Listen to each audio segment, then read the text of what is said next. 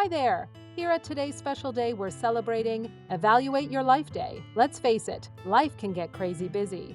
Between work, relationships, and trying to squeeze in that ever-elusive self-care time, it's easy to get caught up in the routine.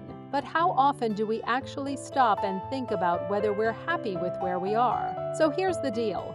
We're challenging you to take just 5 minutes today to evaluate your life. Yeah, you heard that right. 5 minutes. Set a timer, grab a pen and paper, and ask yourself these 3 quick questions. First question, what's something I'm really proud of this year? It could be anything. Finally starting that side hustle, crushing your fitness goals, or maybe just surviving the chaos. Second question, what's one thing I wish I did more of? We all have those things, whether it's spending more time with family, working on a hobby, or traveling. Think about what lights you up. And third question, what's one thing I could let go of? Maybe it's that fear of failure, comparing yourself to others, or holding on to a job that just doesn't make you happy anymore. It's just a quick check-in to remind yourself of what's working, what's missing, and what you might want to change. We want to hear from you.